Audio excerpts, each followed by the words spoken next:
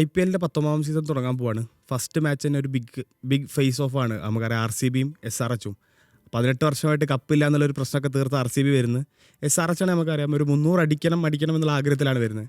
അപ്പോൾ ഈ ഒരു മാച്ചിൽ എന്തായിരിക്കും, എങ്ങനെയായിരിക്കും ഈ ടീമുകളുടെ ഒരു അപ്രോച്ചിൻ്റെ രീതി? SRHന് ശരിക്ക് 300 അടിക്കാൻ പറ്റിയ ഒരു ഗ്രൗണ്ട് തന്നെയാണ് ചിന്നസ്വാമി എന്ന് പറയുന്നത്. ചിന്നസ്വാമി ഒക്കെ അറിയാം, ട്രഡീഷണലി ബാറ്റിംഗ് പിച്ചാണ്, ചെറിയ സ്റ്റേഡിയമാണ്. അപ്പോൾ SRHന് നന്നായി തുടങ്ങാൻ പറ്റിയൊരു ഗ്രൗണ്ട് തന്നെയാണ് ഈ ചിന്നസ്വാമി എന്ന് പറയുന്നത്. പിന്നെ RCBയിലേക്ക് വന്നു കഴിഞ്ഞാൽ RCB സത്യം പറഞ്ഞാൽ നമുക്കറിയാം പോയ സീസണിൻ്റെ അതേ കണ്ടിന്യൂഷനാണ്. ഉടമകളാണ് മാറിയിട്ടുള്ളത്, ടീമിൽ കാര്യമായ മാറ്റമല്ല. ഉടമകൾ നമുക്കറിയാം, പിന്നെ മല്യയുടെ ആ ഒരു ഇതൊക്കെ പോയി പുതിയ ബിർളയുടെ ഓണേഴ്സ് വന്നു. അപ്പോഴും റോയൽ ചാലഞ്ചേഴ്സ് എന്നുള്ള പേരുണ്ടാകുമോ ഇല്ല എന്നൊക്കെ ഭയങ്കര ഡിസ്കഷൻ നടക്കുന്നുണ്ട്. പക്ഷേ ഇപ്പോൾ ബിർള ഗ്രൂപ്പിൻ്റെ തന്നെ അവരുടെ മകൾ ആരോ എന്നല്ല പറഞ്ഞിട്ടുണ്ട്, ഞങ്ങൾ ആ റോയൽ ചാലഞ്ചേഴ്സ് എന്നുള്ള പേരിൽ തന്നെയാകും പോവുക എന്നുള്ളത്. അത് ശരിക്കും ഒരു കൗതുകമുള്ള സംഭവമാണ്. കാരണം മല്യയുടെ ബ്രാൻഡായിരുന്നു ഈ റോയൽ ചാലഞ്ചേഴ്സ്, എന്താ നമുക്കറിയാലോ. അതേ പേര് തന്നെയാണ് പുതിയ കമ്പനി ഉള്ളതെന്നുണ്ട്. അപ്പോൾ RCB ടീമിലേക്ക് വന്നാൽ നമുക്കറിയാം പൊതുവേ ഒരു കപ്പടിക്കുന്ന ടീം പിന്നെ തൊട്ടടുത്ത സീസണിൽ അങ്ങനെ വലിയ ചേഞ്ചുകൾക്ക് നിൽക്കാറില്ല. അപ്പോൾ RCB അതേ ടീമിൽ തന്നെയാണ് വിശ്വാസം അർപ്പിച്ചിട്ടുള്ളത്. നല്ല ടീമാണ്, നല്ല പെർഫെക്റ്റ് ബാലൻസ്ഡ് ടീമാണ്. പണ്ടൊക്കെ RCB എങ്ങനെയാ വെച്ചാൽ ഒരു 3 നല്ല പ്ലേയേഴ്സ് ഉണ്ടാവും, കോഹ്ലി, ഡിവില്ലേഴ്സ്, ഗെയിൽ. അത് നല്ല പ്ലേയേഴ്സാണ്. ചിലപ്പോൾ അതിലേക്ക് ഒരു വാട്സണൊക്കെ ചേരും. അപ്പോൾ നല്ലൊരു എന്താ പറയുക, ഒരു സൂപ്പർ സ്റ്റാറുകളുണ്ടാവും, പക്ഷേ ബാലൻസ് ഉണ്ടാവില്ല. ഓരോ സ്പോർട്ടിനുള്ള ആളുകൾ ഉണ്ടാവില്ല. എനിക്കൊക്കെ ഓർമ്മയുണ്ട്, ഒരു ഇന്ത്യൻ താരങ്ങൾ തീരെ ഉണ്ടാവാറില്ല ടീമിൽ. ഒരു ഗുർകീരത് സിംഗിനൊക്കെ വെച്ചിട്ട് കുറേ കാലം കൊണ്ടു നടന്നിട്ടുണ്ട്. അതുപോലെ തന്നെ ബൗളിങ്ങും. അതെ, ഏറ്റവും നമ്മൾ എപ്പോഴും പറയാറുണ്ട്, ഈ ഗെയിൽ എടുക്കുന്ന റൺസൊക്കെ കൊടുക്കാൻ കുറേ ബൗളേഴ്സ് ഉണ്ടെന്ന് പറയണത്. പലരെയും അവർ കൊണ്ടുവന്ന് നോക്കിയിട്ടുണ്ടെങ്കിലും ഒന്നും ശരിയായിട്ടില്ലായിരുന്നു. ഇപ്പോൾ സ്റ്റെയിനെ കൊണ്ടുവന്നിട്ടുണ്ട്, അങ്ങനെ ഒരുപാട് ബൗളേഴ്സിന് ഒരു പരീക്ഷയൊക്കെ ഉണ്ട്, അതൊന്നും ശരിയായിട്ടില്ലായിരുന്നു. പക്ഷേ ഈ ടീം എന്ന് പറയുന്നത് ഭയങ്കര ഒരു എന്താ പറയുക ബാലൻസ്ഡ് സ്ക്വാഡാണ്. അതിൻ്റെ പ്രധാനപ്പെട്ട കാര്യം എന്ന് പറയുന്നത് നല്ലൊരു കോച്ചിങ് സ്റ്റാഫ് RCBക്ക് ഉണ്ട്.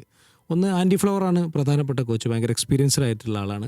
പിന്നെ ദിനേശ് കാർത്തിക് ഉണ്ട്. ദിനേശ് കാർത്തിക് വലിയ ആളുകളെ റിക്രൂട്ട് ചെയ്യുന്നതിൽ അദ്ദേഹത്തിന് കാര്യമായ റോളുണ്ട്. പിന്നെ 2 സ്പോർട്ടിംഗ് ഡയറക്ടറായിട്ട് മോബബാട്ട് എന്ന് പറയുന്ന ഒരു ആളുണ്ട്, ഒരു ഹെയറൊക്കെ ഇല്ലാത്ത മുട്ടടിച്ചിട്ട് ഒരാളുണ്ട്. പുള്ളി ഭയങ്കര എക്സ്പീരിയൻസ് ആണ് ഫ്രാഞ്ചൈസി ക്രിക്കറ്റിൽ. മറ്റ് ടീമുകൾ എനിക്ക് തോന്നുന്നു ക്രിക്കറ്റ് അല്ലാത്ത പല ഗെയിമുകളും അദ്ദേഹം പരിചയമുണ്ട് എന്നാണ് എൻ്റെ ഓർമ്മ. അതുപോലെ തന്നെ ഒരു വൈൽഡ് എന്ന് പറയുന്നൊരു ഇംഗ്ലീഷുകാരൊരു ഡാറ്റ അനലിറ്റിക്സ് മാനേജറുണ്ട്. അദ്ദേഹവും നന്നായിട്ട് ഡാറ്റ അനലൈസ് ചെയ്യണം. അദ്ദേഹത്തിനെ കുറിച്ച് പറയുമ്പോൾ അദ്ദേഹം മുമ്പ് ഒരു പുസ്തകം എഴുതിയിരുന്നു, എന്തുകൊണ്ട് CSK കപ്പടിക്കുകയും RCB കപ്പടിക്കുകയും ചെയ്യുന്നില്ല എന്ന് പറഞ്ഞിട്ട് ഇംഗ്ലീഷിലൊരു പുസ്തകം എഴുതിയിരുന്നു. കുറേ മുന്നെയാണ്, അത് RCBയിലേക്ക് വരുന്ന മുന്നേ. പക്ഷേ അദ്ദേഹം RCBയിലെത്തുകയും RCBയുടെ ഒരു കിരീടത്തിൽ പങ്കാളിയൊക്കെ ചെയ്തു. അങ്ങനെ നല്ലൊരു ബാക്കപ്പ് അല്ലെങ്കിൽ നല്ലൊരു ബാക്കിൽ നല്ലൊരു ടീമുള്ളതിൻ്റെ ഗുണം തന്നെയാണ് നമുക്ക് RCB കാണുന്നത്. ഇനി അവരുടെ ടീമിലേക്ക് വന്നു കഴിഞ്ഞാൽ ഒന്ന് കോഹ്ലി ഓഫ് കോഴ്സ് ഓപ്പണിംഗ് ആണ്. നമ്മൾ ഇന്ത്യൻ ടീമിൽ കോഹ്ലി ഓപ്പണിംഗ് അങ്ങനെ കണ്ടിട്ടില്ല. അപ്പോൾ 2020 ലോകകപ്പിലൊക്കെ കോഹ്ലി ഓപ്പണിംഗ് വന്നപ്പോൾ ഒരു ഫ്ലോപ്പ് പോലെയായിരുന്നു, ഫൈനലിൽ മാത്രമാണ് ഫോം ചെയ്തത്. പക്ഷേ RCBയിൽ അദ്ദേഹം കുറച്ച് കാലമായിട്ട് ഓപ്പണിങ്ങിലാണ് കളിക്കുന്നത്. അപ്പോൾ കോഹ്ലിയെക്കുറിച്ച് ഒരു 2-3 സീസൺ മുമ്പുള്ള വലിയ വിമർശനം എന്താണെന്ന് പറഞ്ഞാൽ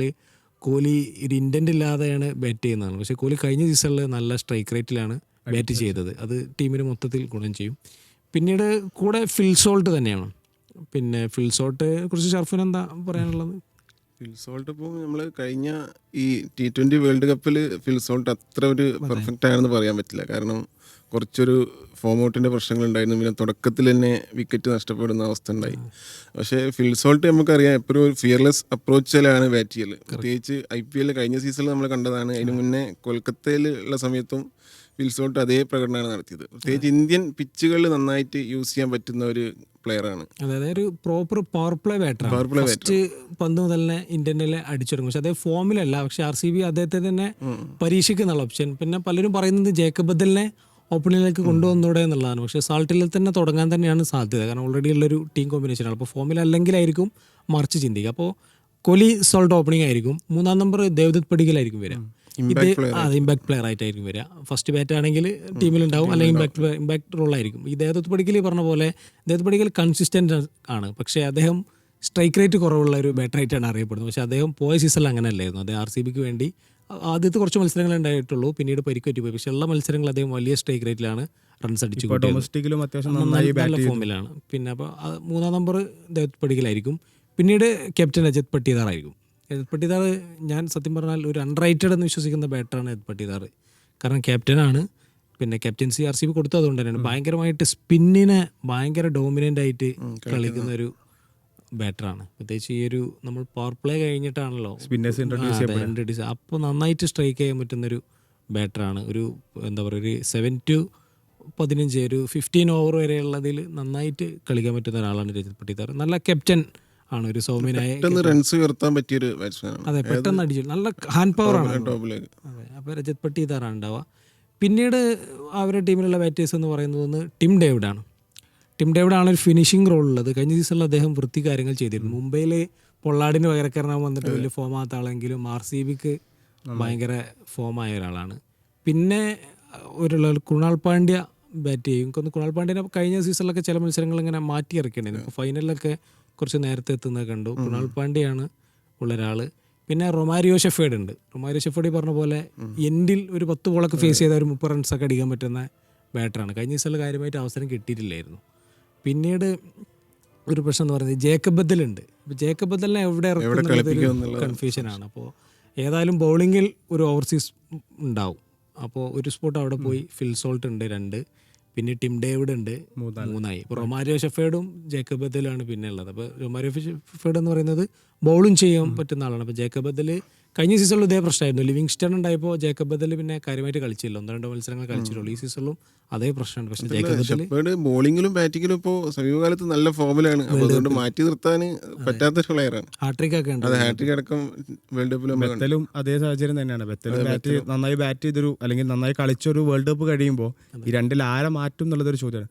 അതേപോലെ തന്നെ ഇപ്പം വെങ്കടേഷ് അയ്യർ ഏതാണ്ട് 7 കോടിക്ക് എത്തിച്ചൊരു ഇന്ത്യൻ പ്ലെയറാണ്. അപ്പം ബാറ്റും ചെയ്യും ബോളും ചെയ്യും. അപ്പം വെങ്കടേഷ് അയ്യറിന് ഇവിടെ എവിടെ ഏത് സ്പോട്ടിലായിരിക്കും പരീക്ഷിക്കാൻ? വെങ്കടേഷ് അയ്യർ ടോപ്പ് ഓർഡറിൽ തന്നെ ആയിരിക്കും വരിക. കാരണം ഒന്ന് ഓപ്പണിങ് ഏതായാലും ഉണ്ട്, പിന്നെ ഒരു 3-ാം നമ്പറോ 4-ാം നമ്പറോ ഒക്കെ എത്താനാണ് സാധ്യത. സത്യം പറഞ്ഞാൽ നല്ല ധാരാളിത്തം ഉണ്ട്. ടോപ്പ് ഓർഡർ ആയിരിക്കും എന്തായാലും വരിക. ഫിനിഷിങ്ങിൽ വേറെ ആളുകളുണ്ടല്ലോ. ഈ വെങ്കടേഷ് അയ്യർ ഈ പറഞ്ഞ പോലെ അത്യാവശ്യം 6 സിറ്റിംഗ് പവറൊക്കെ ഉള്ളതാണ്. നമ്മൾ നേരത്തെ മുമ്പ് സംസാരിച്ച് പറഞ്ഞത് ചിന്നസ്വാമിയിലെ ഗ്രൗണ്ടും അദ്ദേഹത്തിന് പറ്റിയ സ്പേസാണ്. പിന്നെ RCBയുടെ ബൗളിങ്ങിലേക്ക് വന്നു കഴിഞ്ഞാൽ കഴിഞ്ഞ സീസണിലെ ഏറ്റവും പ്രധാനപ്പെട്ട ആയുധം എന്ന് പറയുന്നത് ജോഷ് ഹേസൽവുഡ് ആയിരുന്നു. ഒരു എന്താ പറയുക, വളരെ കൃത്യമായി പന്തെറിയുന്ന ഒരു ബൗളർ RCB കിട്ടി. ഒറ്റയ്ക്ക് 2-3 കളികൾ ഹേസൽവുഡ് ജയിപ്പിച്ചിട്ടാണ്. ഇപ്പോൾ രാജസ്ഥാനെതിരെ ഒരു മത്സരം എനിക്ക് ഓർമ്മയുണ്ട്. ഹേസൽവുഡിൻ്റെ ഒറ്റ ഓവറിലാണ് കളി തീരുന്നത്. ഭയങ്കര കൺസിസ്റ്റൻ്റ് ആയിട്ട് പന്തെറിഞ്ഞ ഒരാളാണ്. മറ്റു ഓസ്ട്രേലിയൻ ബൗളർമാരെക്കാളൊക്കെ. ഇപ്പോൾ ഓസ്ട്രേലിയൻ ടീം പറയുമ്പോൾ സ്റ്റാർക്കും കമ്മിൻസൊക്കെ കഴിഞ്ഞിട്ടാണ് ഹേസൽവുഡ് പറയെങ്കിലും T20യിൽ ഹേസൽവുഡ് വരെ മുകളിലാണ് പെർഫോം ചെയ്തിരിക്കുന്നത്. അപ്പോൾ ഹേസൽവുഡ് ആദ്യത്തെ ടീമിലെത്തി ജോയിൻ ചെയ്തിട്ടുണ്ട്, പക്ഷേ ആദ്യത്തെ കുറച്ച് മത്സരങ്ങൾക്ക് ഉണ്ടാവില്ല എന്നുള്ളതാണ് മനസ്സിലാവുന്നത്. പിന്നെ എക്സ്പീരിയൻസ് ഭുവനേശ്വർ കുമാറാണ്. ഭുവനേശ്വർ കുമാർ പോയ കാലത്തെ ഫോമൊന്നും ഉള്ളതല്ല, എന്നാലും നന്നായിട്ട് അതെ ഉപകാരപ്പെട്ടൊരു ബോളാണ്. അതെ ഡെത്ത് ഓവറിലൊക്കെയാണ് കാര്യമായിട്ട് എറിഞ്ഞിരുന്നത്. ഭുവനേശ്വർ കുമാറുണ്ട്. പിന്നെ യാഷ് ദയാൽ ഉണ്ട്. യാഷ് ദയാൽ ഈ പറഞ്ഞ പോലെ കുറച്ച് കേസുകളും പ്രശ്നങ്ങളൊക്കെ ഉള്ളതുകൊണ്ട് എത്രത്തോളം ടീമിനൊപ്പം ഉണ്ടാവില്ല എന്നുള്ളതാണ് കൺഫേം ചെയ്തത്. അതെ അപ്പോൾ പേസ് യൂണിറ്റിൽ ഇപ്പം ഭുവനേശ്വർ കുമാർ തന്നെ ആയിരിക്കുമല്ലോ ലീഡ് ചെയ്യാൻ സാധ്യത. ഭുവനേശ്വർ കുമാർ ആയിരിക്കും. പിന്നെ ഹേസൽവുഡ് ഇല്ലാത്ത സ്ഥിതിക്ക് ഡഫി ഉണ്ടാവും. ന്യൂസിലാൻഡിൻ്റെ ഒരു ആവറേജ് എന്ന് വിളിക്കാൻ പറ്റുള്ള IPL എക്സ്പീരിയൻസും കുറവാണ്. പക്ഷേ ലേലത്തിൽ അത്യാവശ്യം RCB പെട്ടെന്ന് പിക്ക് ചെയ്തൊരു ആളാണ് ഉള്ളത്. പിന്നെ സ്പിന്ന് കൃണാൽ പാണ്ഡ്യ തന്നെയാണ് ലീഡിങ് എന്ന് പറയുന്നത്. കാരണം അദ്ദേഹത്തിൻ്റെ എക്സ്പീരിയൻസ് ഭയങ്കരമാണ്. പിന്നെ ഭയങ്കര വേരിയേഷൻസ് ആണ്. ചിലപ്പോൾ നിന്ന് ഫാസ്റ്റൊക്കെ എറിയും. അങ്ങനെ ഭയങ്കര ബുദ്ധിപരമായിട്ട് കളിക്കുന്ന ഒരു ബോളറാണ് ഈ കൃണാൽ പാണ്ഡ്യ എന്ന് പറയുന്നത്.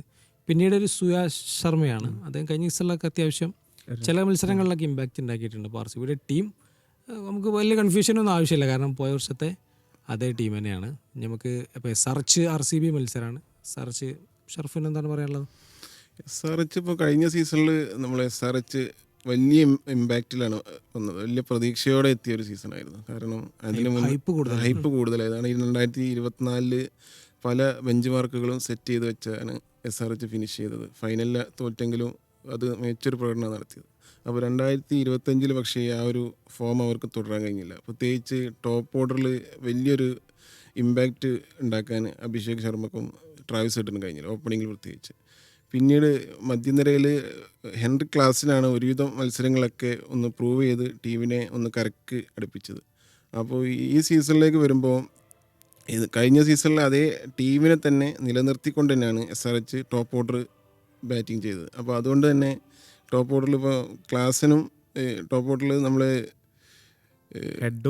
ഹെഡും അഭിഷേകും തന്നെ കണ്ടിന്യൂ ചെയ്യും. അപ്പോൾ അതിൽ ഹെഡിൻ്റെ ഫോം ഒരു പ്രധാന ഘടകമാണ്. കാരണം കഴിഞ്ഞ സീസണിൽ മാത്രമല്ല T20 വേൾഡ് കപ്പിലും ഹെഡിന് അത്രത്തോളം ക്ലിക്കാൻ കഴിഞ്ഞിട്ടില്ല. പിന്നെ അതൊരു പ്രധാന ഘടകമാണ്. പക്ഷേ ഒരു ഫിയർലെസ് അപ്രോച്ച് തന്നെയായിരിക്കും സ്വീകരിക്കുക എന്ന് കോച്ച് വെട്ടോറി അടക്കം പറഞ്ഞു കഴിഞ്ഞു. അപ്പോൾ ടോപ്പ് ഓർഡറിൽ ഒരു മികച്ച റണ്ണ് നേടിയെടുക്കുക എന്നുള്ളതിനാണ്. പിന്നെ വൺ ഡൗണിലേക്ക് വരുമ്പോഴാണ് ഇഷാൻ കിഷൻ്റെ ഒരു റോൾ അവിടെ പ്രധാനപ്പെട്ടതെന്ന്. പ്രത്യേകിച്ച് കഴിഞ്ഞ സീസണിൽ ഇഷാൻ കിഷൻ ആദ്യ മത്സരത്തിൽ ഒരു സെഞ്ചുറി അടിച്ചത് ഒഴിച്ചു നിർത്തിയാൽ കാര്യമായൊരു ഇമ്പാക്റ്റ് ഇഷാൻ കിഷന് ടീമിന് ലഭിച്ചിട്ടില്ല. പക്ഷേ ഇപ്രാവശ്യം അങ്ങനെയല്ല. കഴിഞ്ഞ T20 വേൾഡ് കപ്പിൽ നമ്മൾ കണ്ടതാണ് ഇഷാൻ കിഷൻ്റെ പ്രകടനം, ഇന്ത്യക്ക് വേണ്ടി നടത്തിയ പ്രകടനം. പിന്നെ അതിന് മുന്നേ സയ്യിദ് മുഷ്താഖ് അലി ട്രോഫിയിലായിരുന്നു ഡൊമസ്റ്റിക്കിൽ ഗംഭീര പ്രകടനം എടുത്തിട്ടാണ് തിരിച്ചുവരവ് നടത്തിയത്. അത്തരത്തിൽ ഇഷാൻ കിഷൻ ഈ സീസണിൽ ഒരു SRHൻ്റെ ഒരു ട്രംപ് കാർഡായി മാറാനുള്ള സാധ്യതയാണുള്ളത്. പിന്നെ മധ്യനിരയിലേക്ക് വരികയാണെങ്കിൽ കഴിഞ്ഞ സീസണിൽ കളിപ്പിച്ച പ്ലേയേഴ്സ് ഉണ്ട്. അനികേത് വർമ്മ, ക്ലാസനുണ്ട്.